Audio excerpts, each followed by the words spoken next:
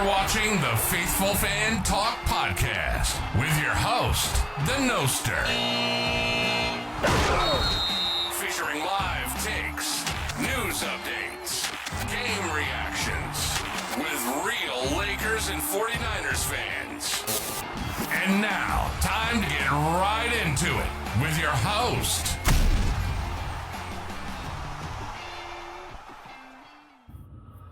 Welcome once again to the Faithful Fan Talk Podcast. My name is Noster here. I am your host, and we got a lot of Lakers talk this week to go through and talk about the NBA draft. We got free agency coming. We had some signings, so we're going to talk about that in this show. But before we go ahead and do that, I'm going to just go ahead and remind you guys to go ahead and like the videos, subscribe to the channel, and comment below, and ring that notification bell so you can get all the updates on the channel. And a shout out to all of you who are those new subscribers to my channel. We are almost at 50, so thank you for all the support, and I appreciate all you guys tuning in to the channel. All right.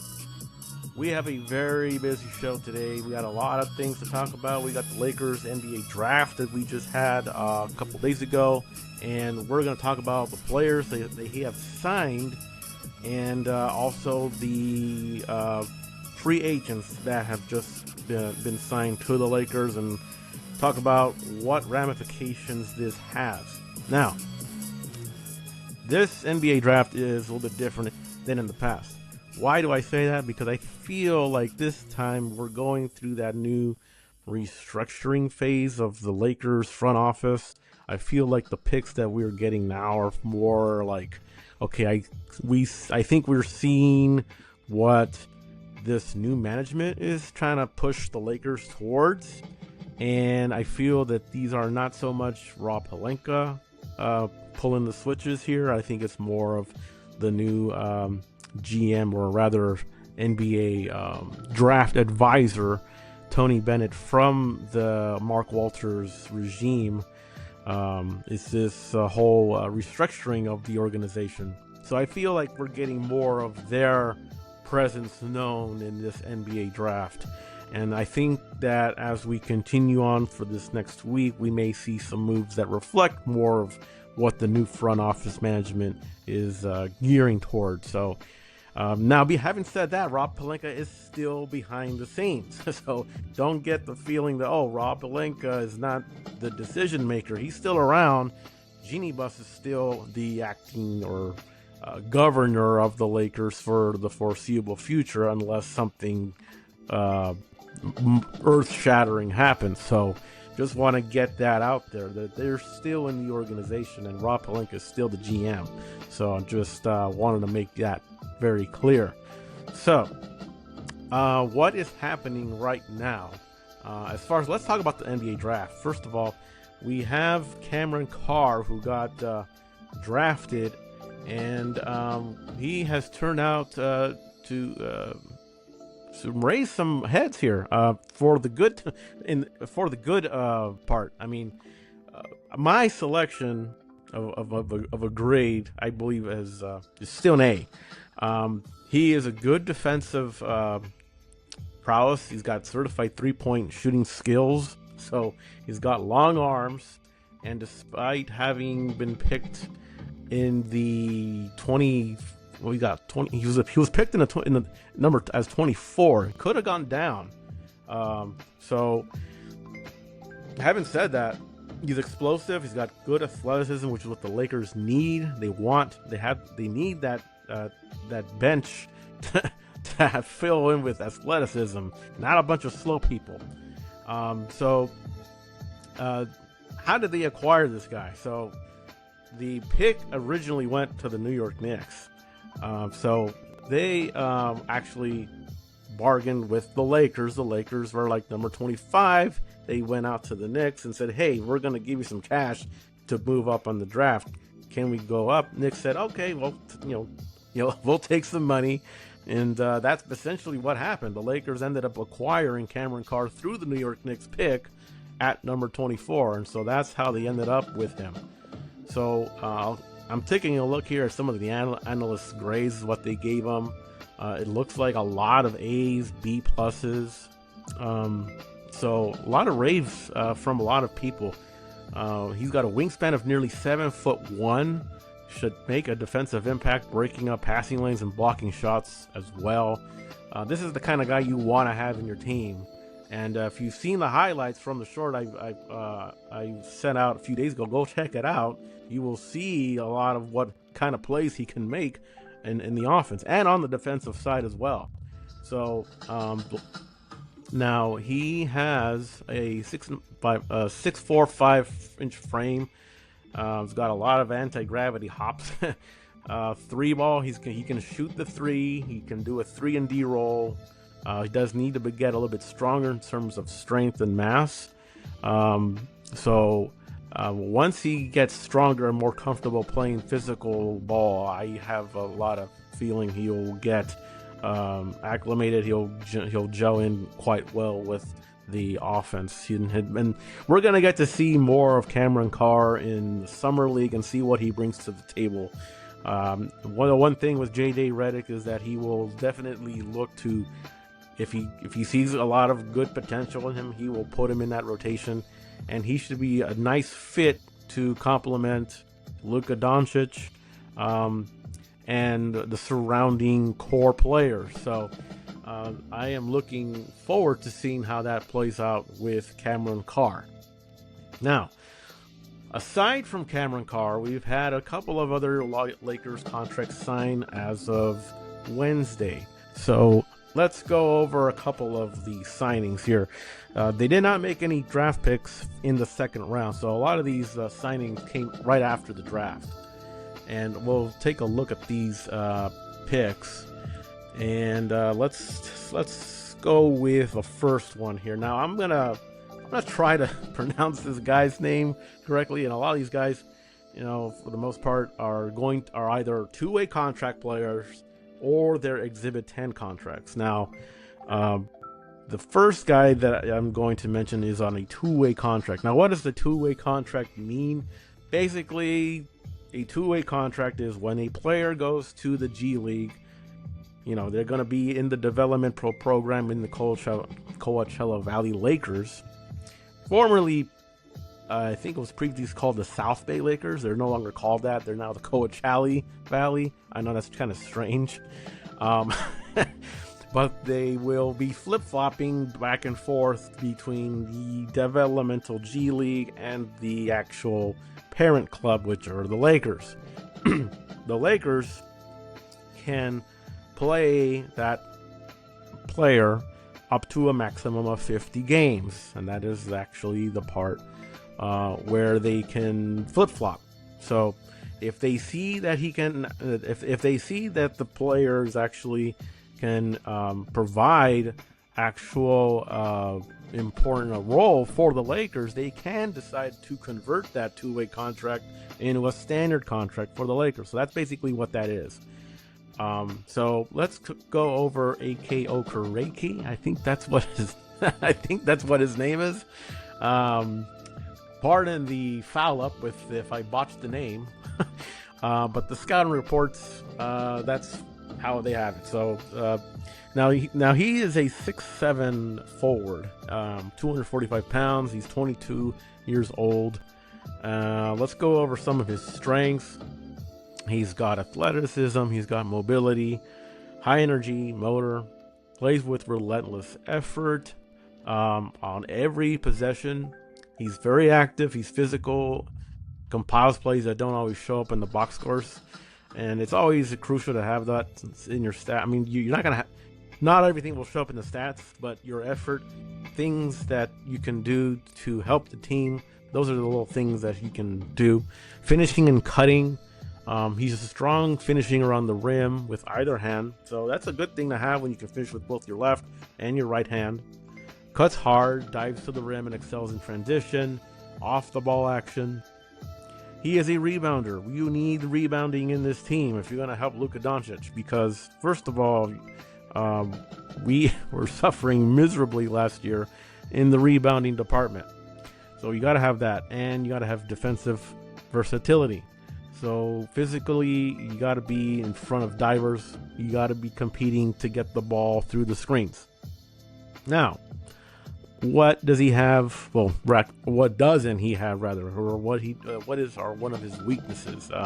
He's got limited shooting because he has struggling as he struggles as an outside shooter. He's inconsistent with some of his mechanics.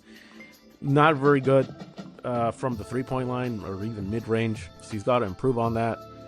He is unfortunately foul prone. So if he gets on the, if he's a little bit too aggressive down in the paint, he can get into foul trouble. So we want to have him improve and stay off of that. And he's inconsistent offensively. So there are times where he will have some decision making and he'll kind of be up and down. He doesn't know what to do exactly on read on what the defense is giving him. So that's basically some of the weaknesses that this guy has. But I mean, he does seem like he has overall good. He seems like he might turn into an impact player. So let's see what we got here. Let's actually take a look at what this guy shows as far as I have some highlights from AK Okerende. So we're just gonna look at that really quick and just go over what he looks like from his college days. And as you could see, he's got the length. He's got the size, and every now and then he'll provide that mid-range present. He's got good 3-point shooting skills, it looks like. So, anyways, that is what he provides. And now let's go over to the next player, Peter Suter. So, this guy is a guard coming from Miami University. He is 6'5", 205 pounds. He's also 22 years old. Let's go over his strengths. He's got some shooting, spacing strengths. He's got scoring versatility, playmaking. Got good IQ for making some reads. Creates plays for others in the pick and roll situation, in transition. He can see the floor good, makes the right decisions, and he can be a good. He's excellent in the open floor and transitioning, so that is another good thing to have. He is poised, so if things start getting out of hand, he's not going to panic. So he can. He has this sort of a winning mentality mode in his head, and he does like to lead by example. So that's a good thing to have. Consistency, unfortunately, is another one of these weaknesses with him. He's got some defensive limitations. He is turnover prone, lacks some strength, and some shot selections are questionable with this guy. So there's some things for him to work on. Now, I did read upon something with this with Peter Suter. He began his college career at Bellarmine in 2022, transferred to Miami. He averaged about 15 points, about 5 rebounds, 4 assists, 1 steal. As a senior, shot 54.5% from the field and 42% from the 3-point line. So if it's anything we can look forward to, is that if this guy does get on the floor, hopefully he can strike, have a good field goal percentage with the Lakers, aside from Luka Doncic. He led the Red Hawks to a perfect 31-0 regular season record in the previous year, and they were the first men's basketball team to finish a Division I regular season undefeated since Gonzaga did it in 2021.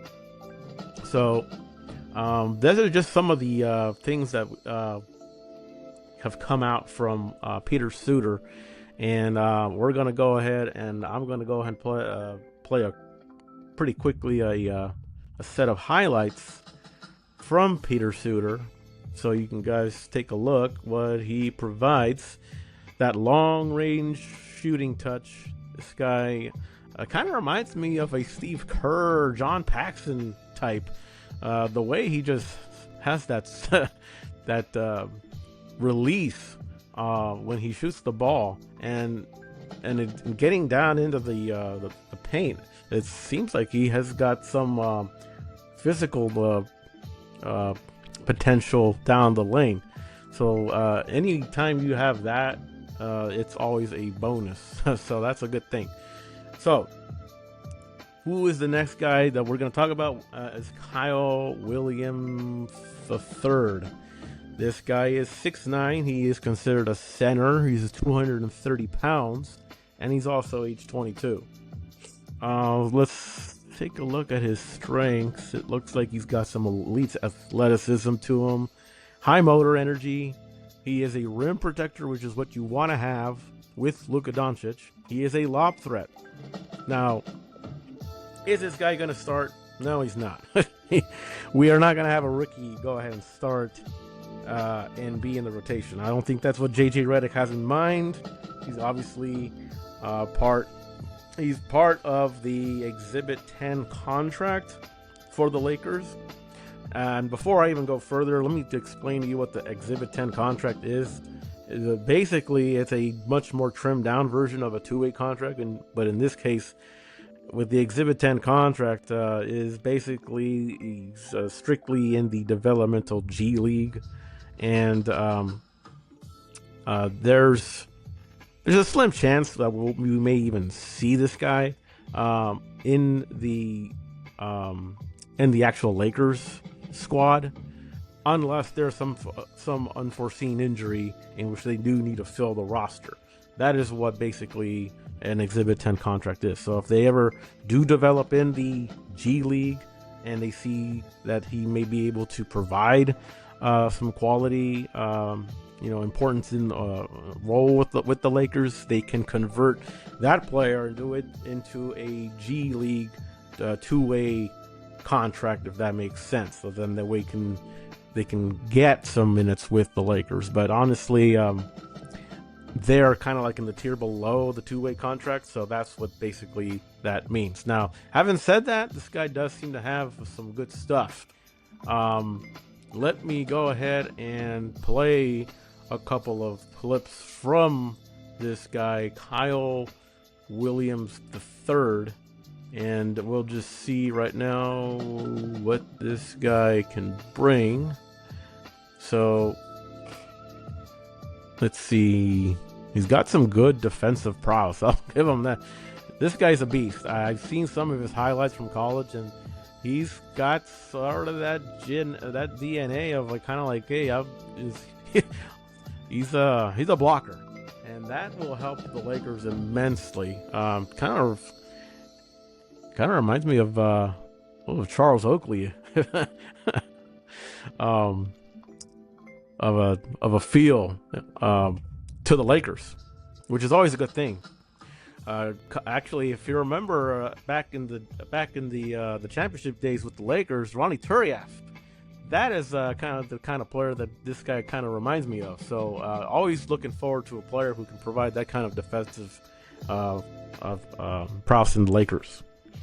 Now, the other guy that I want to go over, his name is Robbie Avila, and this guy, just to give you a little bit of background, this guy is 22 years old, 6'10" center. He was not selected in the NBA draft, and he's agreed to a 1-year non-guaranteed deal for the league minimum salary. Now, like I said, he's on a 10-way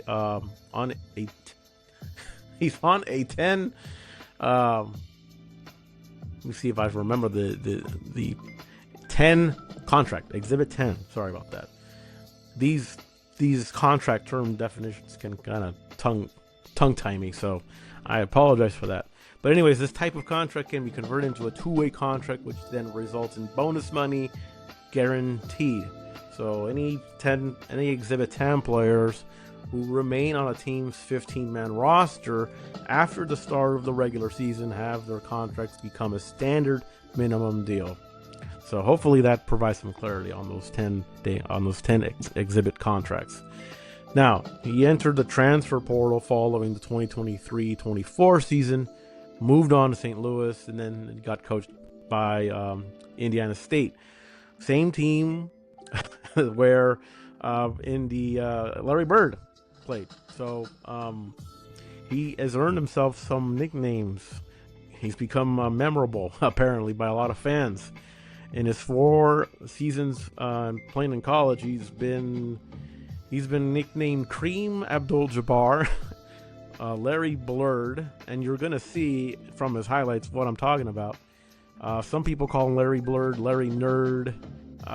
He's sort of also nicknamed the sort of like the college Jokic after Denver Nuggets star Nikola Jokic, and even Milk Chamberlain or Steph Blurry. So this guy is skilled. He's got a big touch.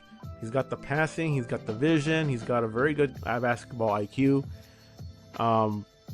He's got good size. He's got versatility. So he's got a lot of things that he can run the floor, space with a mid-range touch, and he's got upside with the star potential. So that's a lot of things that I can see with this guy. Maybe down the road in a few years, maybe we might see a little bit more of him. Don't be surprised if we see him in this season. To be honest, I would not be shocked. And I'm actually kind of interested to see how he plays in the summer league this year and see if he turns some heads. Unfortunately, though, he just does have some weaknesses. He's got some strength, defensive inconsistency, and just like all big men, he can get into foul trouble. So he can be turnover prone as well. But I think his strengths there's more upside on his strengths than his than defensive. So I'm just going to right now play a couple of clips here so you can see some of the stuff that this guy can provide. So this is what I'm talking about. This is Robbie Avila, the Larry Nerd. You can see, he's got that bespectacled look to him. He's got his glasses that he's wearing. Kind of reminds me sort of like Kareem right there. And he does have he's a good dribbler. He sets screens, and he has got sort of a smooth sort of feel like when he's going up for to the rim. He has got soft pass dribbling skills, so that's obviously something that might be a plus for him in the future. So, anyways, those are our 4 guys that we have signed in in and after the NBA draft. So after now that we've gone through that, we've got a couple things to switch to. Now we've got the Lakers, who need to address a couple of things. Now, if you are not aware, the Lakers have signed Austin Reeves. Now, I have a couple of thoughts on this. Once again, I mean, I'm not a fan of look, Austin Reeves is a decent guy. Let's just get that out of the way. You know, I don't want to seem like I hate on the person Austin Reeves. The person Austin Reeves is different from the player Austin Reeves. And the player Austin Reeves, in me, I feel, does he earn that max contract? I feel like the Lakers probably were stuck. And let's put it that way. The Lakers were stuck in that they had nowhere to go. They did not want to lose him for nothing and let him walk. They had a Detroit Pistons who wanted to sign Austin Reeves to a similar deal. Who knows? And when push came to shove, the Lakers obviously wanted to satisfy Luka Doncic. I think it's more about the Lakers wanting to satisfy him more than satisfy Austin Reeves, to be honest.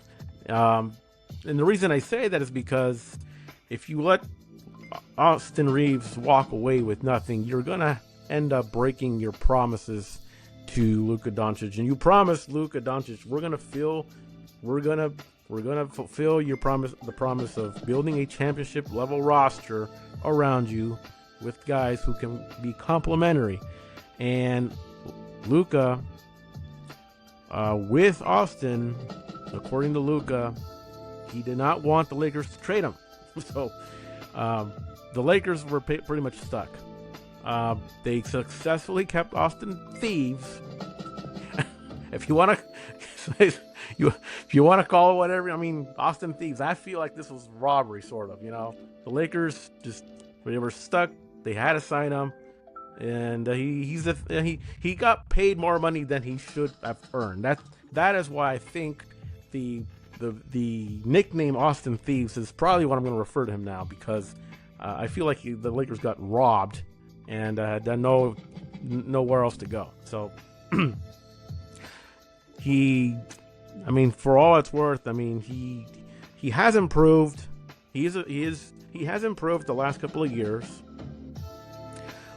I'll give him that. In the regular season, he's been a good performer, and he's improved, year after year. He wasn't drafted, and he definitely earns a pay raise. I just don't feel like he's worth the max dollars. Now, the good thing is that he did earn a 4-year contract rather than a 5-year. So at least, okay, we avoid having to be burdened for that long of that many years with him if it does not turn out the way that we have planned. So we're gonna probably test this experiment out for the next, I don't know, say year, 2 years, see how it works with Luka Doncic. And if it's not working out, maybe we can go ahead and seek some kind of a trade down the road. But for now, the Lakers' plan, they wanted to keep Austin Reeves. They considered him one of their most valuable players on the offseason. He attracted significant interest from other teams around the NBA, including the Detroit Pistons. They forced the Lakers to give him a max contract to prevent him from leaving. And so in their minds, Reeves had to, he played so well that they had to pay top dollar to keep him. So that's basically why they did what they did. Now, that does not mean that this Austin Reeves version will also be the Austin Reeves in the playoffs. And that's where I have the biggest beef with Austin Reeves in the playoffs, because this guy, to me, he's been consistent in the last 2 years where he's been non-productive. He's kind of reminding me sort of like a James Harden. If we want to go down that road, we can talk about him comparing himself with James Harden. Now, I can give you examples where James Harden has also been non-existent in the playoffs. Yes, he's put up MVP caliber season numbers, but when you are no showing in the playoffs, so you got 2017, played against the Spurs, what did Harden do? Or what didn't he do? He scored 10 points in Game 6 and in the elimination, and they got eliminated in that loss. In 2023 against the Celtics, after 2 good games, he shot poorly and scored only 9 points in Game 7. Like, where the hell were you? And in numerous Houston appearances, his efficiency just dropped down. Like, he was basically just dribble, and just there was no defense. The defenses were focused entirely on just stopping him, and that's exactly what ended up happening. So, I think now if the Lakers, they're obviously going to weather this for the foreseeable future, but I think if we start seeing that we're seeing a similar pattern here with Austin Reeves, hopefully they can front office management be like, hey, this guy, we gave him all this money, but he's not producing in the playoffs. I think we should get this guy out of here. So we'll give a guy a chance, I guess, and see how it turns out. But hopefully he can prove me wrong, because obviously I'm not the biggest Austin Reeves fan, and I've been venting, and I've been saying how much that this guy just does not belong there in the future as far as getting max dollars. If you wanted to pay him a friendly deal, I would have been on board, and he'd be a role player. But anyways, they did what they did, and they had to move on. So with that, of course, the focus now that they've signed Austin Reeves, we got to figure out what we're going to do with LeBron James. So we got to build the rest of the roster around Luka Doncic. Now, the team has the ability right now to create about $50 million in salary cap space. But if you use all that money, it's going to come at a cost. So you got to give up the rights to some of your own free agents. So that's going to make it harder to keep the current roster together. They got to decide whether they're going to spend that big money on outside players. I know they're trying to find a way to be creative to maybe acquire Walker Kessler from the Utah Jazz, who has voiced his displeasure with front office. Didn't get that big money contract he wanted last year, and has voiced his frustration recently, saying that he and upper management are not on the same page. So that could be a crack in the wall for the Lakers to say, hey, we will offer you this much money if you want to come down and meet with us. The problem with that is because he's a restricted free agent, they can make an offer, but they got to wait a 24-hour period to see if the Utah Jazz will match that offer. And who knows within that 24-hour period if other teams will make a better offer, or if Utah will make an even better offer. And if that's the case, the Lakers are, they're pretty much out of luck. So various free agents within that 24-hour period can be signed, and the Lakers, they cannot be any waiting pattern because in free agents period, free agents just keep going on like this, and like this. They keep moving fast. So the Lakers need to be creative and careful, and got to make the right moves. Now, Rui Hachimura, he's a good contributor. Last year's squad. I'm a big fan of Rui Hachimura. So if they want to bring him back, I could see them bringing him back, but I would not spend as much money on bringing him back. Luke Kennard, he proved out to be pretty decent for the most part. I know he had some lapses here and there, but he is an outside threat. You pair him up with Luka Doncic, and you've got some pretty good firepower there, especially from the three-point land. Jackson Hayes, another free agent. I'm not sure if Jackson Hayes, to be honest, would be a long-term solution.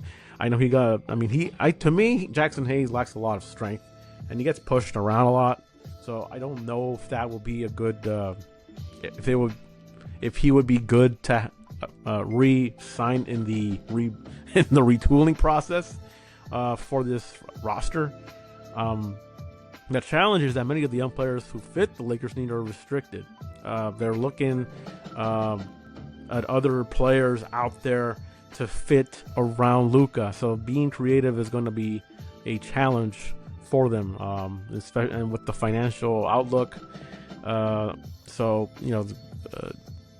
Obviously Reeves was one of the biggest bargains in the NBA. Now he's a star level money. They Lakers have less financial flexibility. So there are a couple of things that I think they should probably do to flex out this roster for Luka Doncic. The ongoing saga right now is with LeBron James. Now, right now, we have no idea what the Lakers are going to do with LeBron James because they're waiting for him to make his decision on what the plan is. Now, he's going to be 42 years old already. And he's going to enter his 24th season in the NBA. So, what do I think about LeBron James coming back with the Lakers? Honestly, I would probably look to do a sign and trade for LeBron if they want to be able to acquire the players that the Lakers need during free agency. I know that there's rumors out there that there's Cavs interest in LeBron James, and honestly, I don't mind if LeBron James decided to sign with the Cavs. But one of the things of the rumors that we're hearing, obviously, is that the Lakers and the Cavs are linked to LeBron James for Jared Allen on a potential trade.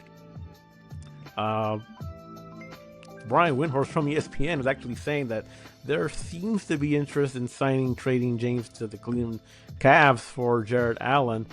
And if there was interest in LeBron James in wanting to go to the Cavs, the Lakers would be highly intrigued and would be instantly pull the trigger within 17th of a second.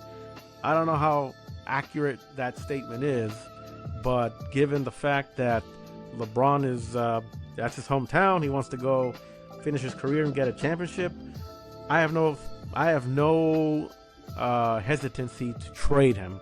And if the Lakers want to get younger, faster, athletic, I would just pull the trigger on that trade and just see if we can get this guy in here, just so that we have some more complementary pieces for the Lakers. It doesn't mean we're going to probably contend right away. We still got Minnesota, who's going to improve. They pulled off a trade just recently. We had the San Antonio Spurs, who are still going to be at the top dogs. We got OKC still there. Houston's going to be healthy next year. They're going to get better. So the Lakers, obviously, they're like right in the mid tier of the Western Conference in terms of contention. So I think the Lakers need to be creative this year, and it may mean we may have to wait another year before we actually see more movement to retooling the roster. But at least this will be a step in the right direction and saying, okay, we're done with the LeBron era. Out with the old and with the new. We want to get younger, faster, and it will be a better long-term solution down the road to being once again in the upper tier of the Western Conference. So we have need for a center, and I feel like this would probably be the best shot. Honestly, we need a lob threat for Doncic, and I don't mean the rookies. I mean, we did get some rookie lob threats, but we need some veterans or established dominant players already to get into the Lakers rotation. So anyways, those are the things that we have that are going down with the Lakers this week. We have a lot of stuff going on with free agency in the coming days, and as soon as they start coming down the pipeline, I will go ahead and provide you updates as they come in. This has been a very busy summer, and I have no doubt that the next couple of days, weeks will be even busier. So anyways, what do you guys think on the Lakers' new acquirements from the draft and the post-draft signings? What do you guys think about the prospects? What do you guys think about the Austin Reeves signing, or rather Austin Thieves? What do you guys think about LeBron James? Should we keep him? Should we sign him and trade him? What do you guys think? Go ahead. Remember to subscribe to the channel, like the video, comment below, and remember to ring the notification bell, get all the updates on the channel. And until the next time I talk to you guys, take care, and I will see you guys. Have a good one.